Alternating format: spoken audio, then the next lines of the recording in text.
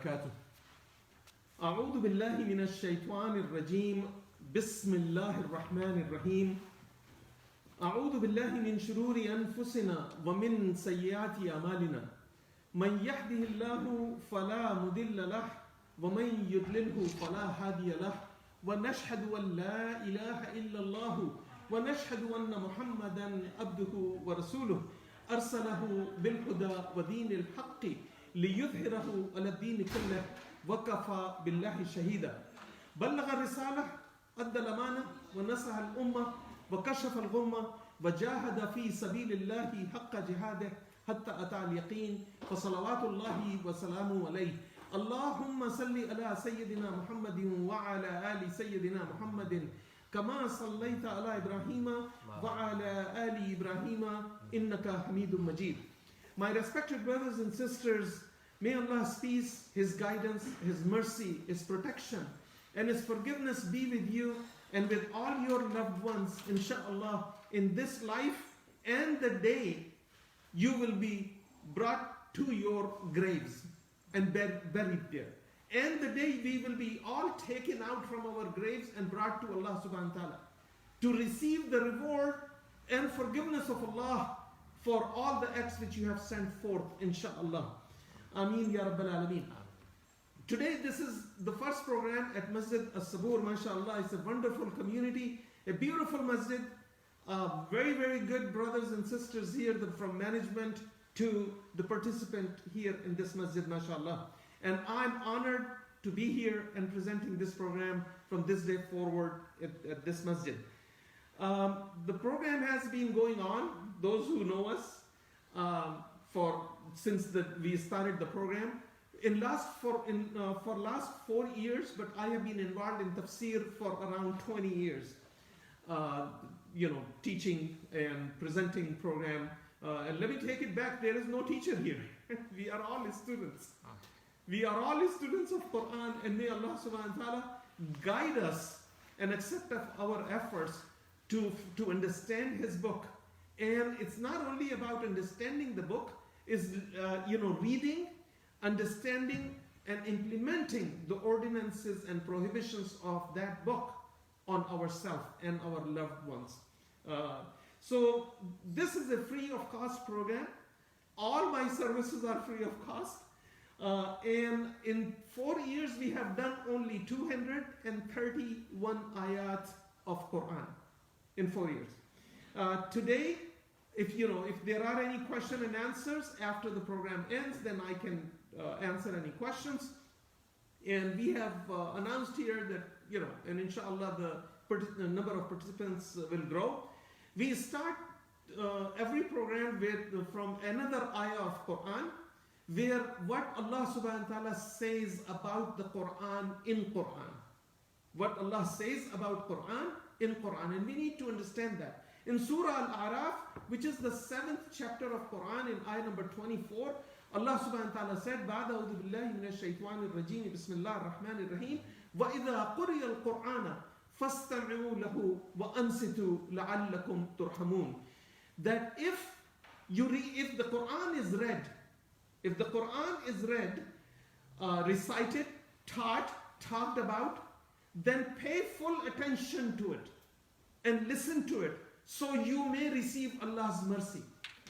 When Quran is being recited and people are involved in something else, then the only big problem with that is that the person who is involved in something else, when the Quran is being taught or recited or being discussed, that person may not receive Allah's mercy. The purpose of this life, my respected brothers and sisters, is to receive Allah's mercy. What else? That when we leave here and we are buried in our graves all alone 6 feet, no matter how big our house is here, our last house is going to be there. And even that house is not permanent. We will be taken out of that house and there will be looking for the best palace there is in paradise. So that can only be achieved by mercy and forgiveness of Allah subhanahu wa ta'ala and by nothing else. No matter how much you have or how little you have or have nothing. If you have mercy of Allah and if you receive Allah's forgiveness, you are a winner. Nothing else. So first we recite these two ayat today. I'll try to finish both ayat. This kind of long ayat, ayat number 232 and 233 of second chapter of Quran, chapter Al-Baqarah. This is in a series of lectures which we have for last 5-6 weeks. It is about the marital matters related to marital relationships and divorce. And these are the matters which we face in our lives or in our families, in our own household, and we are the least knowledgeable about it. So it is required for us to understand Quran so we can follow it. Without understanding this, the following is all just like a blind person, not even a walking stick with it. So we do the recitation first. أعوذ بالله من الشيطان الرجيم بسم الله الرحمن الرحيم وإذا طلقتم النساء فبلغن أجلهن فلا تعدلوهن أن ينكحن أزواجهن إذا ترادوا بينهم بالمعروف ذلك يوعظ به من كان منكم يؤمن بالله واليوم الآخر ذلكم أزكى لكم وأطهر والله يعلم وأنتم لا تعلمون والوالدات يرضعن أولادهن حولين كاملين لمن أراد أن يتم الرضاعة وعلى المولود له رزقهن وكسوتهن بالمعروف لا تكلف نفس إلا وسعها لا تضار والدة بولدها ولا مولود له بولده وعلى الوارث مثل ذلك فإن أرادا فصالا عن تراد منهما وتشاور فلا جناح عليهما وإن أردتم أن تسترضعوا أولادكم فلا جناح عليكم إذا سلمتم ما آتيتم بالمعروف واتقوا الله واعلموا أن الله بما تعملون بصير. صدق الله العظيم. Inshallah, the translation of these two ayat, the second ayah is longer, but we will try to accommodate in this time and whatever is left over, inshallah, next week. The translation closer to the meaning in English language. And when you have divorced women and they completed their prescribed period, so do not prevent them from marrying their husbands back. We will go into the Tafsir and then we will understand it better. If they mutually agree on reasonable basis, this is a warning, this is an admonition for those among you who believe in Allah and the last day. That is virtuous and purer for you, and Allah knows and you don't know. Mothers shall breastfeed their children 2 complete years for whoever wishes to complete the nursing period. Upon the father is mother's and child's provision and their clothing according to his capacity. No person is burdened more than his capacity. No mother should be harmed, means treated unfairly through her child because of her child, and no father through his child. And upon the father's heirs is a duty like of the duty of the father. And if they both desire weaning through mutual consent and consultation, there is no blame upon either of them. And if you wish to have children nursed by a substitute person, there is no blame upon you as long as you pay her according to your capacity and her agreement. And fear Allah, and Allah knows fear Allah, and know that Allah is seeing whatever you do. Allah is seeing whatever you do. Tafsir of today's ayah, before we come to this, the last part of the first ayah, tafsir of the first ayah, I would like to say that there is a clue about fundamentals of Quran. That if you see the ahkam al-Quran means the orders of Quran. What Allah ordains, what are the orders of Allah subhanahu wa ta'ala. Whether they are orders about making something permissible, or orders about making something prohibited. Both those orders you will find that the ayah or the next ayah talks about that wattaqullah wa'lamu anna Allah, on that line, that refrain from deliberate disobedience of Allah and know that whatever you are doing, Allah knows about it. Those are the ayat where there are ahkam, there are orders, there are things which you must do and things which you must not do. So those ayat end on that kind of a statement from Allah subhanahu wa ta'ala to emphasize that what you read is not a joke. You don't have a choice. That I was doing such and such, that's why I made that mistake. You may make a mistake, but you quickly, as soon as you realize that you made a mistake, nobody can forgive you except Allah subhanahu wa ta'ala, number one. And number two is the one which you have violated the rights of. Those are the two things we must do. And then if that person forgives and Allah forgives, and then you refrain from repeating that mistake, no damage is done. Otherwise, it's a serious matter which we have to be very careful about. In this program, we take portion of the ayah and talk about it as it discusses. That when you divorce women and they reach the end of their waiting period, do not prevent them from marrying their first husband. What does that mean? Ali bin Abu Talha radiallahu anh reported that Sayyidina Abdullah ibn Abbas radiallahu anh, who was the first cousin of Rasulullah sallallahu alayhi wa sallam, and a scholar of Quran at the time of Rasulullah sallallahu alayhi wa sallam. The first tafsir of Quran was written by Abdullah ibn Abbas, and it's still available. And it is called Tanwir al-Miqbas fi Tafsir ibn Abbas. It's the exegesis, it's the explanation of Quran. It says this ayah was revealed about the man who divorces his wife once or twice. One divorce or two divorces. Because in Islam there is no concept of giving 3 divorces at one sitting. And whoever does that is making a joke, a mockery or a jest of the orders of Allah subhanahu wa ta'ala. And Allah subhanahu wa ta'ala in earlier ayat as we studied, it says that Allah subhanahu wa ta'ala is warning you about this. And it's telling you that تِلْكَ حُدُودُ اللَّهِ فَلَا تَعْتَدُوهَا فَلَا تَتَّخِذُوا آيَاتِ اللَّهِ هُزُوًا. That don't take Allah's ayat as a jest, as a joke. And these are Allah's limit. Do not cross Allah subhanahu wa ta'ala's limit. So it says that only 1 or 2 divorces. And when her iddah finished either from first divorce or you gave the second divorce. So you cannot give 2 divorces at one time unless they are involved in a lewd act. So you have to give 1 divorce and wait till she goes through 3 menstrual period and she is clean.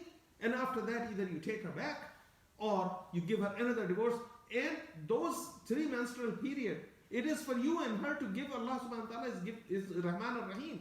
He is most beneficent and most merciful. He is giving us the opportunity that if there are any misunderstanding, so let's look at it and stop and prevent from a marriage to break, because marriage is the nucleus of human race. Marriage is the nucleus of human race. There is no concept of having children out of the marriage, out of the wedlock. There is no concept.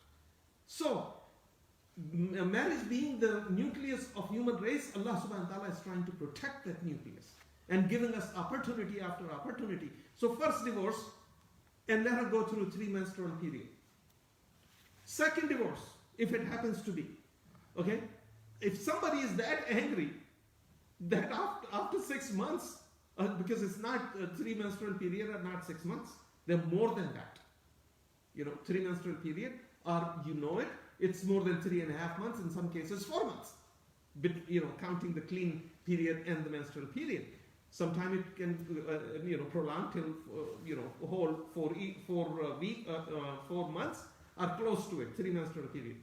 If somebody is that angry that he can't see what he has done wrong or she has done wrong, you may have to decide not to live with this guy or this woman and give another divorce, give another period, and then another 3 period, and then the last and final divorce. So Allah subhanahu wa ta'ala is being merciful, giving us about a year to consider and forgive and forget and move on and correct the mistakes and continue to keep that nucleus so the children have their mother, or children have their father, both parents being there. But there are situations when that is not even that's not even a thing to consider. That's not even a consideration. Things are so bad that it's better not to have him or her than continue to go through living in a miserable life. So it says that the later that's why this ayah was sent. Allah subhanahu wa ta'ala sent it. That Sahih al-Bukhari and Dar al-Qutni reported from Maqil ibn Yasar ibn Sinan about Maqil ibn Yasar ibn Sinan radiallahu anh, that his sister was married to somebody, and that man after a few months divorced her, but fortunately gave her one divorce. But after divorce, you cannot throw that woman out of your house. She should not leave that house because the house belongs to her also. She should stay there.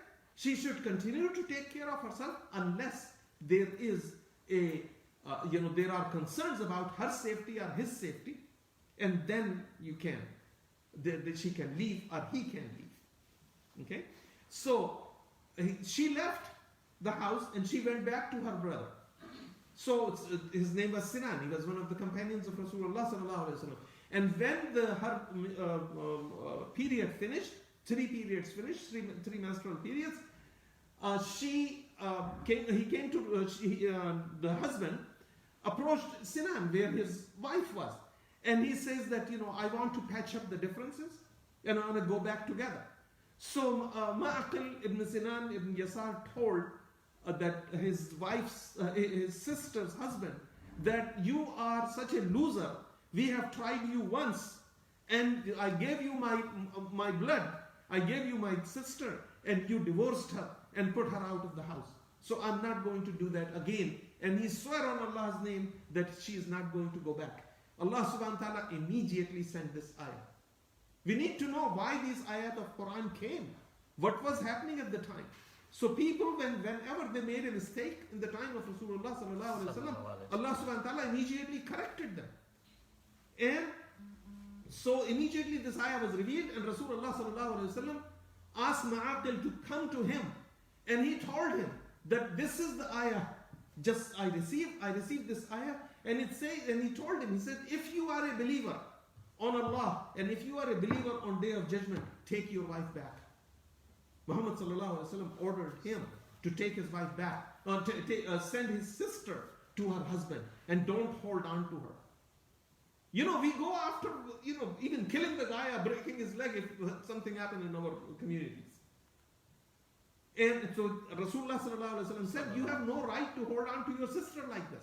She is married to that man, she got one divorce, she has finished her 3 periods, and she is clean. Send her back if, there is a big if here, if they want to live in peace, and if they want to correct. But if the purpose of husband is to bring her back, because he is missing that now he cannot abuse anybody, nobody else puts up with his attitude other than that woman, so bring that person back so I can continue to abuse her, then it is haram to take her back. These are the Islamic jurisprudence, that your only intention has to be for correctness. Ma'ruf, Allah subhanahu wa ta'ala call it ma'ruf, a correct manner, a kindness, peace, love, concern, care. For that, you realize in those 3-4 months that what I was doing or what she was doing, it was not that big of a deal. And I just throw her out because I was angry. And that's why Allah subhanahu wa ta'ala, because He is our creator, He knows our nature, that we may do that in anger. So warned us that don't give 3 divorces at one time. Give 1. Hold on.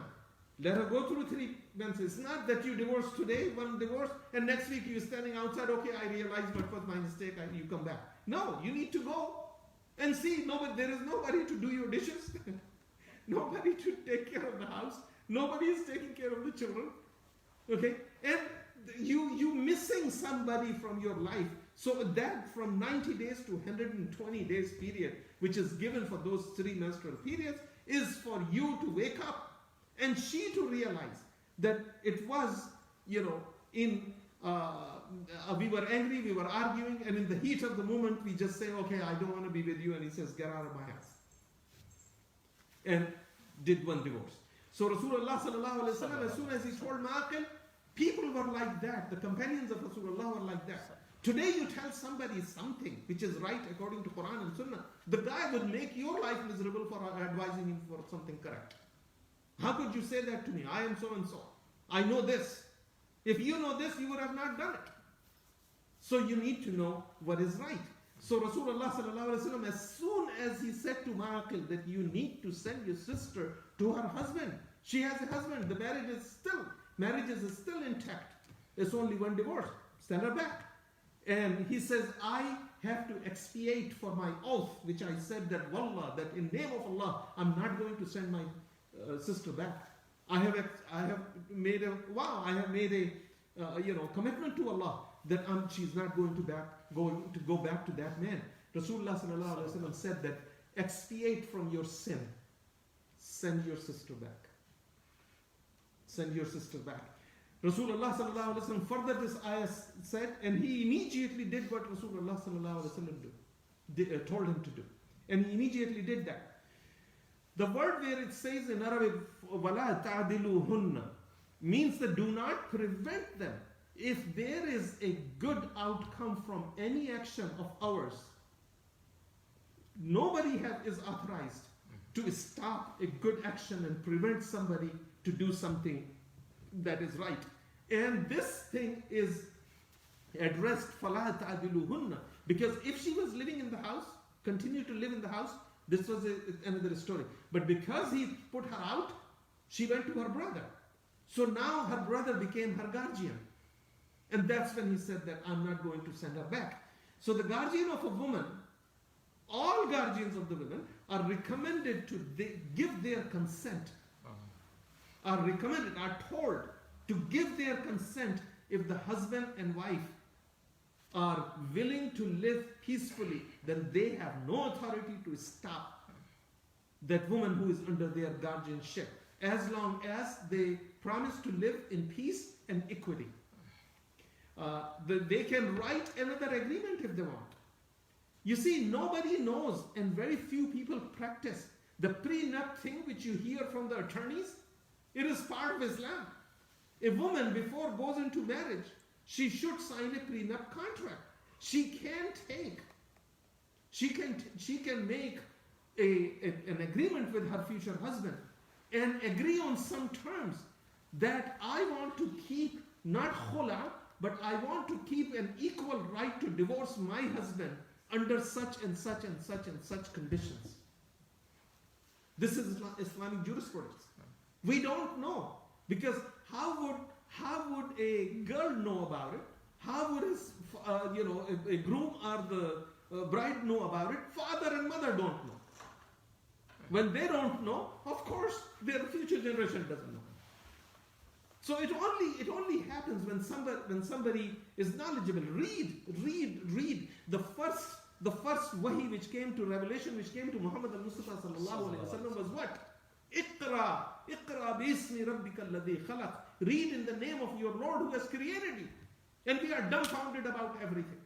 And then all these problems comes as a series of things, domino effect in our life, because we don't know. A woman is authorized before her marriage, sit down, have a contract with your husband, that she can have equal rights. She doesn't have to go to court and demand khula, that I want to, because that is, in Arabic, that's called tafriq. Talaq, divorce, have many different things. One is khula, the other one is tafriq. The one is talaq, tafriq, and khula. We don't know what is tafriq. We married 1, 2, 3, 10 women. But we don't know what is khula. We don't know what is divorce. We don't know how to do anything. Just get married. That's not a smart idea. Without knowing anything, just jump into it. We have more common sense when there is a swimming pool and we like to swim. We'll test the water a little bit. Have you seen anybody who jumped in a pool where there was no water? We live our life when it comes to religion, that we jump in the pool where there was no water, and the water is what? The knowledge, which you can swim through and get to the other end. We don't have that. The ayah also addresses the husbands, because after 1 or 2 revocable divorces, only divorce number 1 and divorce number 2 are revocable. If somebody gives 3 divorces, and then he cry for the rest of your life, that's not your wife anymore after 3 divorces. That's why when somebody came to Sayyidina Umar radiallahu anh and told him, Ya Umar, I have divorced my wife 1,000 times. Is she divorced? I was angry and I was a little bit drunk. So Umar looked at him and he says, in 3 divorces, she is not your wife anymore. And 997 divorces are Allah's curse for every step you take on His earth. We have made a joke. We have made a joke. And after 1 or 2 divorces, he can take her back and he lives with her in peace and equity. Okay? And women in Islam, women have more rights than men. And we'll talk about it inshallah. But if he divorces her 3 times, no matter what's the reason, under what circumstances, she's gone, she is divorced. Taking the woman back to cause her harm is an extremely serious sin in Islam. When somebody divorces the wife once, take them back, and then causes more problem with her, and divorce her again, then take her back and causes more problem for her, harm her psychologically, emotionally, physically, and then keep taking her back, is Allah subhanahu wa ta'ala said that do not make joke of Allah's ayat. Because on Day of Judgment, Allah subhanahu wa ta'ala is not going to forgive the person who continues to do that. Allah subhanahu wa ta'ala, in another earlier ayat, Allah subhanahu wa ta'ala said, فَامْسِكُهُنَّ بِمَعْرُوفٍ أَوْ سَرِّحُهُنَّ بِإِحْسَانٍ أَوْ سَرِّحُهُنَّ بِمَعْرُوفٍ. That either you hold on to them in peace and equity and love and care and concern, or let them go. And what we do in our communities, I've heard so many stories in cases I dealt with, that they say, okay, we have given these gifts to her, or this house to her, or this to her, and this to that, and I need all those things back. I need all those things back because those were mine, I gave to her. Well, my respected brothers and sisters, if the case go to court, a woman's assets in Islamic system, a woman's assets are not counted for child support or spousal support. What is hers is hers. You can't take her salary, you can't take her anything.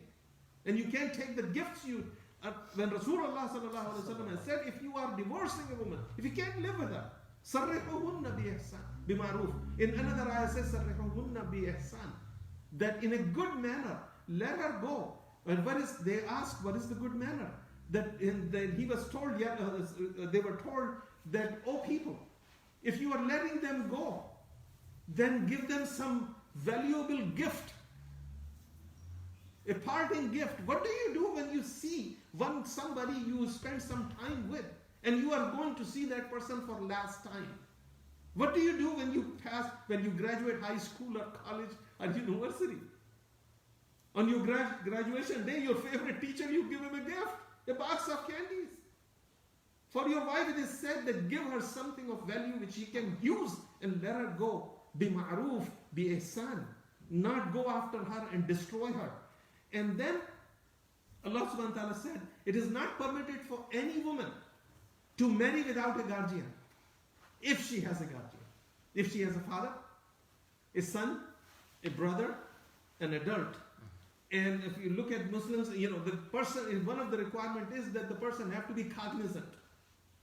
And that there are many fathers and brothers and sons who are not cognizant. They are there physically. So she has to means wali. That is called wali. If such as her grandfather, if father is not there, brother is not there, if she doesn't have an adult son, then she can if she has a grandfather, him. If not, then uncles, from the mother's side or father's side, uncles. If not, then the community leader, where she is connected with. That's why it is required for Muslim to be connected with some organization. What happens if you die? Nobody knows you dead. I know about 25 years ago, I know somebody died here, and the person was cremated. Nobody knew that he was a Muslim. He was cremated, yes. If nobody is available, there is no community leader, there is no father, there is no male relative. Who will be the guardian? The government is your guardian. A judge will allow, officiate, and approve her marriage to another person. As-Siddi and Al-Qur'an and Al-Tabari. These are the three books, my brothers and sisters. These are one of the most authentic old books of Tafsir, for about 1,000 years ago. Those books are available. And to present this 1-hour program, I study about 20 to 30 hours to put together these notes and then come in front. I don't know. I'm a student. I just want to share what I study. So, As-Siddi, Al-Qurtubi, and Tafsir al-Tabari, rahmatullah alayh, said the sister of Ma'aqil got revocable divorces from her husband if the matter had been left to her and not to her guardian. She would have married herself and would have had no need for her brother to accept or reject. If she had not left the house and she was living still in her husband's house, then she could have decided in those 3 months. That's why it is said, don't show them the door. Why not you leave? Men in most of the cases, they are the violators of women's right. No matter which religion, men are violating women's right more. And regardless of what Allah subhanahu wa ta'ala says. This ayah also gives a directive to divorced women and also to her husband and to the relatives on both sides. You see, if a third person comes in the middle, your mother, your father, her mother, her father, there are mother-in-laws and father-in-laws and brothers and sister-in-laws, but then there are brother outlaws and mother outlaws and mother and father outlaws, and all those people. So you don't reach to the outlaws, no matter how closely they are related to you. Reach to those who can bring you together and correct your situation. You are the nucleus of human race, a husband and wife. Husband and wife. So the directive is given on both sides of 4 scenarios. 4 scenarios in this situation, okay? About her decision to marry. The scenario number 1, which Quran talks about, and Tafsir al-Qurtubi, Tafsir Ibn Jarir al-Tabari, Tafsir al-Siddi talks about. And it says when a woman gets 1 or 2 divorces, you see which situation we are talking about? A situation where women did not have a prenup. She didn't take the right of divorce because her mama doesn't know, her papa didn't know, the imam she prays behind doesn't know. These are our imams would go and take $250. Some of them here locally takes $1,000 to officiate the marriage ceremony, and everybody sit there and eat chicken biryani. And that's why the marriage and the relationship turn out to be chicken biryani. This is the reason. It's no point at the beginning of the marriage that somebody sits there and says, do you know this? And advise her and advise him of her rights and advise her of husband's rights. And rights only come, my respected brothers and sisters, with duties. If person is fulfilling the duties, he has right. The person who doesn't fulfill the duties doesn't have rights. Couch potatoes are just potatoes. They have no rights. And we need to understand that. So the number 1 is when a woman gets 1 or 2 revocable divorces and her husband and her, agree to revoke the divorce at the end of her first, three waiting periods, the first divorce. In case of second divorce, the second 3 months, 3 menstrual periods till the cleaning periods. The relative of both sides must not try to prevent. Allah warns the relatives on both sides must not try to prevent that couple who just been through first divorce or second divorce to get back together. And those who do, Allah subhanahu wa ta'ala have very severe punishment. Allah warns them that you will receive severe punishment. And breaking up a family, that punishment starts in grave. After the burial. Astaghfirullah. After the burial. Yes. Forget about the punishment on Day of Judgment. And inshallah, next session we will talk about that what will be those 5 questions in the grave. That without that, there is no way out. Number 2, there are 4 scenarios. This is scenario number 1. The scenario number 2 is if a woman got her divorce, means what she got? Irrevocable divorce. She's not married. That person is not her husband anymore. Her waiting period ends and she wants to marry someone else. The relatives of the woman and her first husband must not stop that woman for marrying somebody else. It's a major sin to do that. We will park outside that girl's house, and anybody comes out, sees a baseball bat or a barrel of a gun. And then what we are? We are La ilaha illallah Muhammadur Rasulullah, we Muslims. We need to behave like Muslims. We need to understand what Islam says in these situations. Third scenario is if a divorced woman remarries another man. This is the woman who got 3 divorces. Either all in one session, which is a major sin on the man's side, on the man's behalf, or on men's side. If she got 3 divorces and she remarries another man and got divorced from the second husband. She got married with another one and she got divorced from that one. And if she or her first husband wants to remarry again with each other, Almighty Allah warns all the relatives from the second husband and his mama, papa, the girl's mother outlaw and father outlaw and brother outlaws and sister outlaws and both sides to stop them, Allah is warning them not to stop them, not to obstruct in getting that woman married. Number 4, after the expiry of her waiting period, this is the 4th scenario.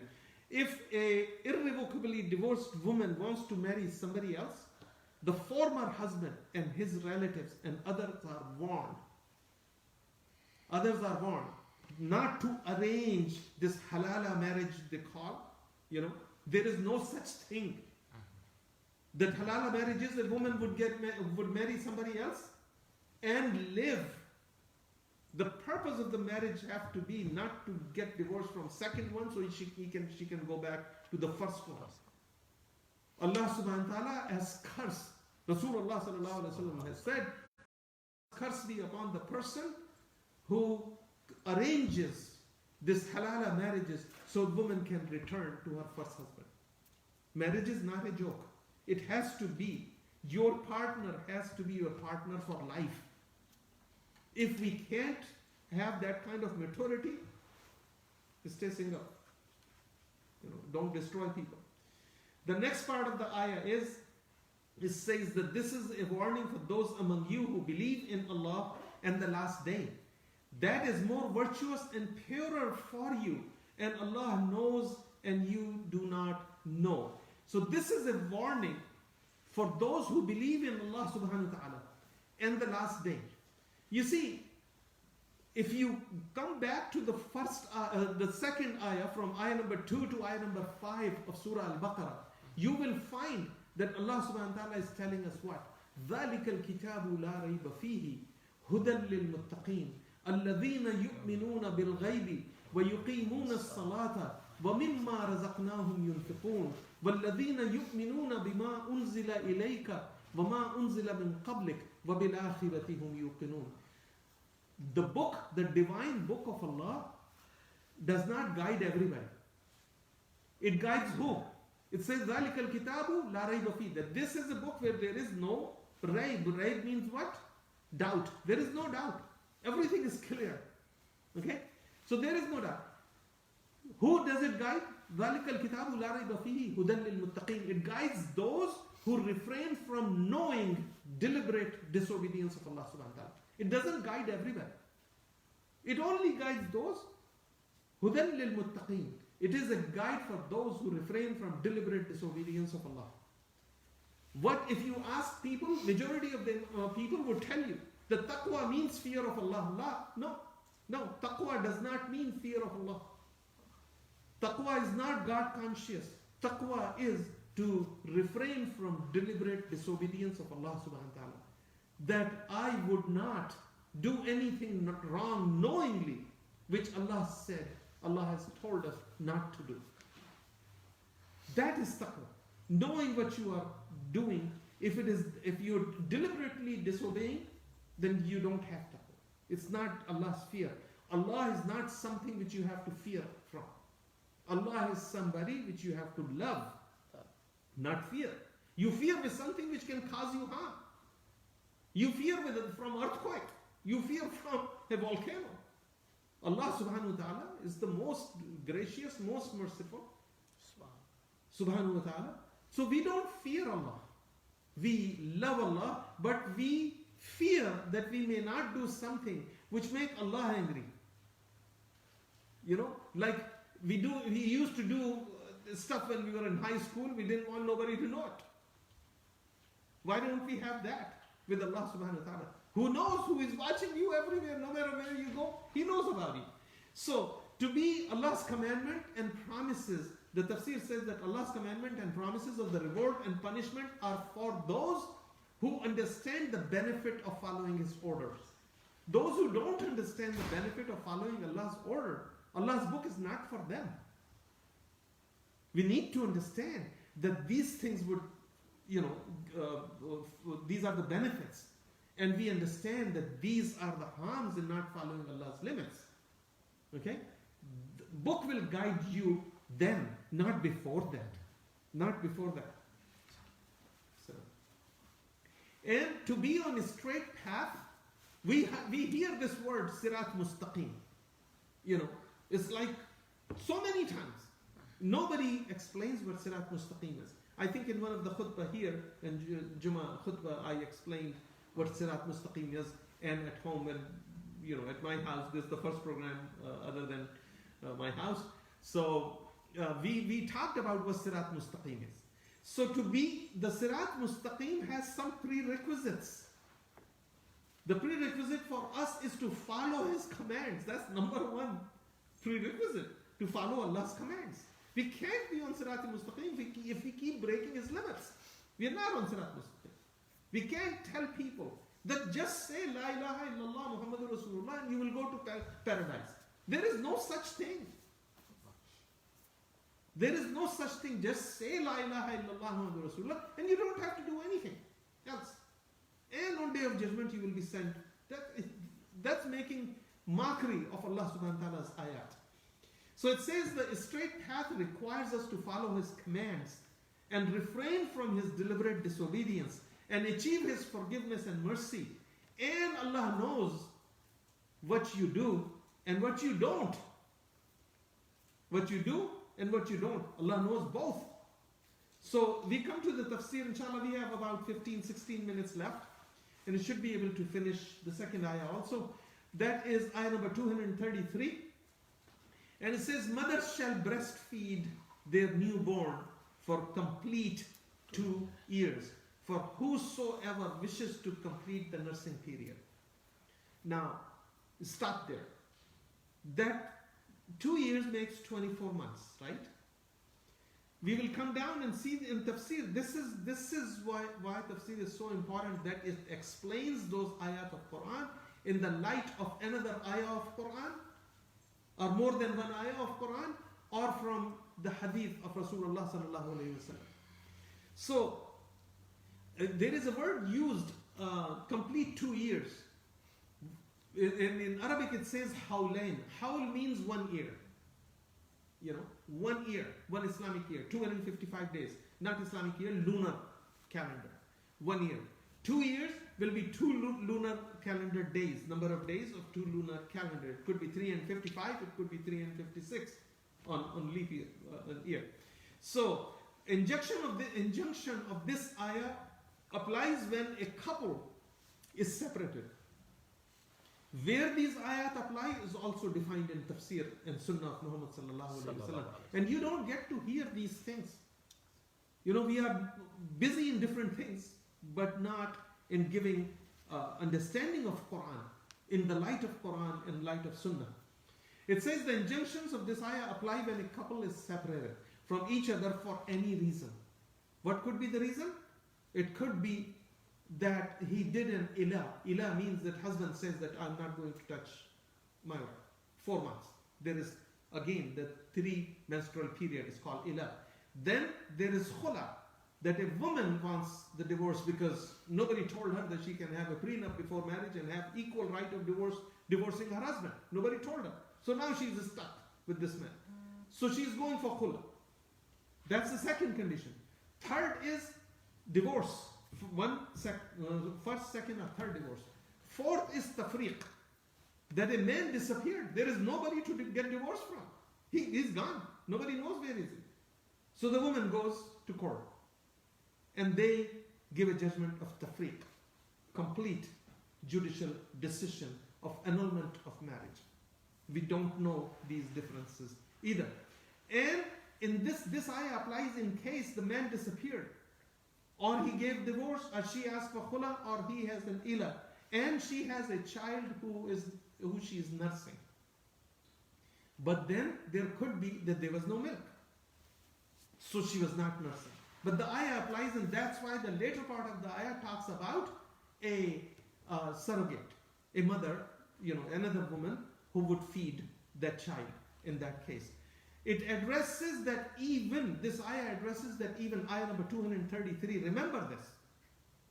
A situation comes, you can go back to the ayah and go back to Quran. Allah subhanahu wa ta'ala has not just created us and left us as goats. He sent 24,000 messengers, 310 books. 310 books.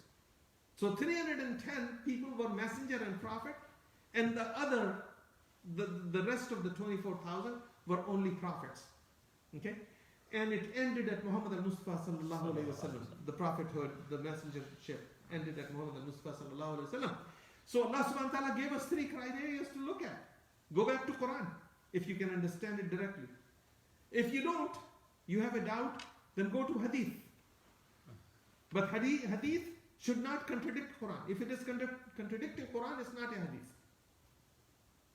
Remember that. Then, if you don't get your answer from there, then you go to As'alu ahla dhikri in kuntum la ta'lamun, that you will talk to people, those who are knowledgeable, and ask them, and they will explain it to you what it is. So, these are the situation. And another situation comes, the father died and child was still nursing. Mother was still nursing this baby. Then what happens? Well, whatever, if father was well off, or whatever property or whatever money he had, the child will get a portion. But if his father or his brother and others are getting a portion from that money, then they are supposed to feed and clothe the child and the mother. Hawlaini kamilain, for 2 years. And after that they will decide. And that 2-year period, in another ayah, in Surah Al-Ahqaf, ayah number 15, it talks about 30 months. How it came to 30 months, we'll talk about that inshallah. In earlier ayat, Allah the Almighty ordained His limits and His rulings about marriage and divorce. This ayah talks about how to nurture a newborn child and a nursing mother. Who is responsible for their taking care? It's not the father divorced 1, 2, or 3, and she has a little baby, and he walks away and said, goodbye, you are not my wife anymore. She's nursing your child. So you are responsible to pay his expenses and mother's expenses, clothing and food and everything. As-Suddi, Ad-Dahhak, and Al-Qurtubi and others said that the biological mother are entitled to nurse their children more than any other woman. This ayah indicates that the mother is still more entitled to the custody of newborn children unless she has married somebody else. When her period got over, she got divorced, 3 divorces were done, her period was over, 3 waiting periods were over, she's clean, she married somebody else, then the ayah indicates the mother, her entitlement for newborn child remains until she marries another husband. In case of irrevocable divorces, the mother is entitled to clothing and food if she is breastfeeding the child. And she is also entitled for a stipend. She is also supposed to receive some money for other expenses also. If the mother has milk, then she must nurse the newborn child just as the father is obliged to pay for their expenses. So mother is also obliged to nurse and take care of this baby. It was the custom and culture of pre-Islamic Arabia that those who can afford used to send their children to some villages if the mother doesn't have milk, or even if she doesn't have enough, or even if she has enough, they send them there so they can have open environment. Now with this pollution, you know what used to happen before then. If the child doesn't accept another woman, if child recognize mother, okay. So if the child does not accept nursing from another woman, then nursing becomes mandatory for the mother. If the child's father dies and mother becomes a widow, and they are not, they may still be married, have 1 divorce, they may still be married, considered married when they have 2 divorces. Okay? So she became a widow. In case of 3rd divorce, she is not a widow. If her husband dies, she is already divorced from him. So if she becomes a widow, then and they are not rich, and mother doesn't have milk, the stipend for lactating that child falls on the community and the government, that they should pay for their expenses. And unfortunately, in Muslim countries, mashallah, we don't have none of those laws. In America, you can go and get social welfare. You can get this, you can get that. Okay? Go to Muslim countries. All these people, Allahu Akbar, Allahu Akbar. We came to that point for not knowing the Quran, that we don't give the rights of children. A nursing mother, who is lactating her baby, not even father does it, and there are no laws to force it in Muslim countries. The nursing can be terminated before the end of 2 years. It can also be terminated before the end of 2 years, but husband and wife, and in case of 1st divorce, 2nd divorce, or even in 3rd divorce, she's not his wife, but she's mother of his child, and she's nursing him. So they both have to come to an agreement to terminate the nursing. The agreement of both parties is required. Not one party arbitrarily decide that I'm not going to feed, or the other party say I'm not going to give her money, the expenses of feeding my child. If parents are irrevocably divorced, the minimum limit is set to eliminate any dispute. So those 2 years Allah talked about earlier, we mentioned, Hawlaini Kamilaini, that is the minimum limit. That is the minimum limit. So nobody can say that there is no minimum. I'm not supposed to pay her for 2 years. I'll just pay her after she is born, the baby is born, and I put the mother out. I have no responsibility. So Allah put the minimum limit of 2 years. The ayah also provides that an increase or decrease in 2 years lactation period can be made if the child is not harmed. There are situations, if suppose a mother is psychopath, or she has some psychological disorders, or she is, in cases she is locked up, or she ran away, or she died. Then what? So this 2 years is a minimum period. If the child's welfare comes first, if there is a threat to the child's, safety and security, then it can be terminated before that. In Surah Al-Ahqaf, when I talked about ayah number 15 of 64th surah, Allah subhanahu 46th surah, Allah subhanahu wa ta'ala mentioned, Ba'da a'udhu billahi minash shaitanir rajim, bismillahir rahmanir rahim, wa hamaluhu wa fisaluhu 30 shahra, that his gestation and weaning period is 30 months. Where that 30 month came from? Because if we don't know, if we don't relate one ayah from another ayah, this ayah number 233 talks about 2 years. Then where is this 30 month came from? 2 years or 24 months. So you are going back to hadith and see what it says about it. Explaining the exegesis and logic of this ayah, Al-Qurtubi, As-Suddi and many scholars of hadith narrated from Sayyidina Abdullah ibn Abbas radiyallahu anh, that the limit of 2 years of lactation applies when the child is in the womb for 6 months. Child is in the womb in 6 months. If it remains for 7 months, the nursing period becomes 21 months. 23 months. If the 9 months is completed, because some children are born at 6 months, some may be born at 7 or 8 months, some go for full term. If it is full term, the nursing is for 21 months, and if it is for the full term, then it goes to 2 years and 6 months, which makes وَحَمَلُهُ وَفِصَالُهُ 30 شَهْرًا, that his gestation and his weaning period is 30 months, 2.5 years. That's where it came from. Depends upon how long the mother has carried. If it is 7 months, it's 23 months. 7 months she carried and child was born and she has milk, then she would lactate him, she would nurse him for the 23 months and more.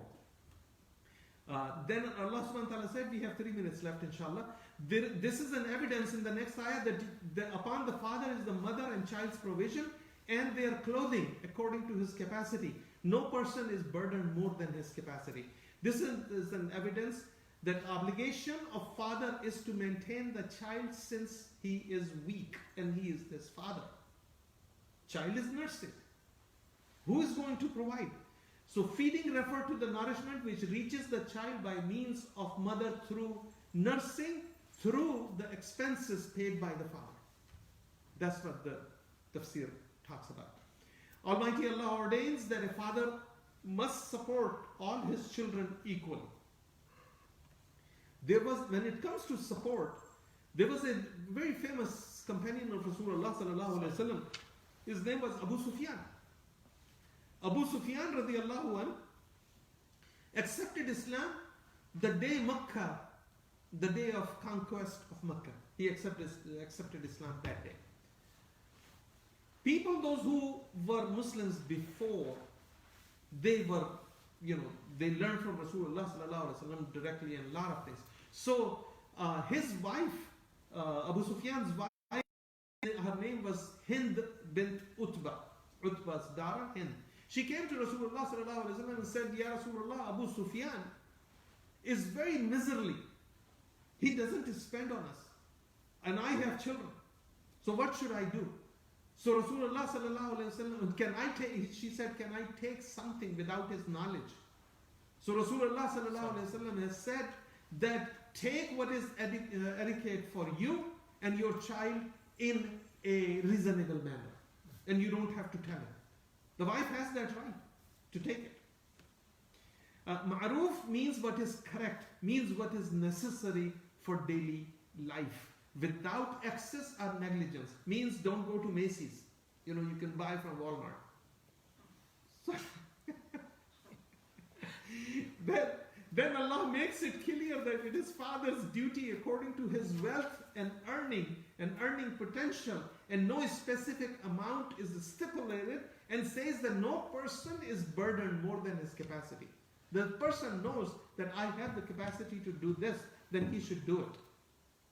In the light of this ayah, Imam Malik, Imam Ahmad bin Hanbal, Imam Abu Hanifa, and Imam Shafi'i rahmatullah alayhi says that a mother should have the custody of her son until puberty, of her daughters until marriage, unless she marries another man. Then she loses that right. Imam al-Shafi'i also opined that in some cases when child is 8 years old, he or she is given choice for irrevocable divorced parents.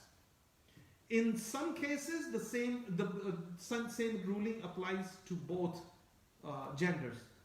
Female child and a male child, same. But male child may like to go with the father. So the children are better. Everything is around the better interest of the children is the prime importance. What is good for the children? What is good for their future? Sayyidina Abdullah ibn Umar said there is consensus among scholars that a irrevocable divorced woman is entitled to her children only in the case when she has not married another man. No mother should be harmed, treated unfairly through her child, and no father should be harmed through his child. Neither mother should refuse to nurse the child, nor father refuse to pay their expenses. If they don't pay it here, Day of Judgment, he is going to pay. Sayyidina Umar ibn al-Khattab, we are coming to an end, maybe take another minute or so. Sayyidina Umar ibn al-Khattab, in the next portion of the ayah, in the Tafsir, it says Sayyidina Umar ibn al-Khattab said that the ayah referred to وَعَلَى الْوَارِثِ مِثْلُ ذَلِكَ, that and upon the father's heirs is the duty of the similar as the father. Father died, he's not there. Okay, now who is going to pay the nursing mother? From father's assets, from his need to pay those things. We don't know. We have never heard. Because when we divorce women, we don't want to hear from her anymore. We'll come to, inshallah, end of it. And it says the father is responsible for paying. If you have to get a vet nurse for the baby, for some reason, mother is not available, mother is sick, doctor says that you should not, you can take her blood, cannot take her milk, maybe she has, God forbid, any kind of ailment or something, and she cannot feed the baby. In that case, if the vet nurse is hired, that vet nurse have to be paid a reasonable wage by the father, and her food and her clothing expenses also. We don't know it. At the end of the ayah it says, وَاتَّقُوا اللَّهَ وَاعْلَمُوا أَنَّ اللَّهَ بِمَا تَعْمَلُونَ بَصِيرٌ. That Allah subhanahu wa ta'ala said, and refrain from deliberate disobedience of Allah subhanahu wa ta'ala, because He knows and sees what you are doing. One of the fundamentals of Quran is that every ayah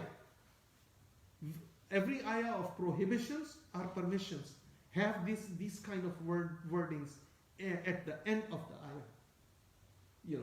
And ends with a firm reminder, either a warning or a good news, and saying that do not deliberately disobey Allah subhanahu wa ta'ala, as Allah knows what you are doing, and you will be dealt accordingly in qabr and on Day of Judgment, in your grave and definitely on Day of Judgment. أقول قولي هذا واستغفروه إنه هو الغفور الرحيم. We'll make dua, inshallah. The program ends. I'm sorry we went over about 3 minutes, but I took 3 minutes more at the introduction because this is the first program in this masjid. That what this program is about. It's every Sunday, 1:30, and invite as many people as you can. Ask them if you like it. Let us know. If you want us to change the format or want to do question answer after the program, I'll be glad to accommodate those questions also. But I'll try to stay 1 hour. But in 1 hour is not enough time to explain any ayah of Quran. Any ayah of Quran. ربنا آتنا في الدنيا حسنة وفي الآخرة حسنة وقنا عذاب النار وقنا عذاب القبر وقنا عذاب الحشر وقنا عذاب جهنم وادخلنا الجنة مع الأبرار برحمتك يا عزيز يا غفار يا رب العالمين. ربنا ظلمنا أنفسنا وإن لم تغفر لنا وترحمنا لنكونن من الخاسرين. لا إله إلا أنت سبحانك إنا كنا من الظالمين. وصلى الله تعالى على خير خلقه محمد وعلى آله وأصحابه أجمعين. سبحان ربك رب العزة عما يصفون والسلام على المرسلين والحمد لله رب العالمين. لا إله إلا الله محمد رسول الله. سبحان الله. إياكم إن شاء الله.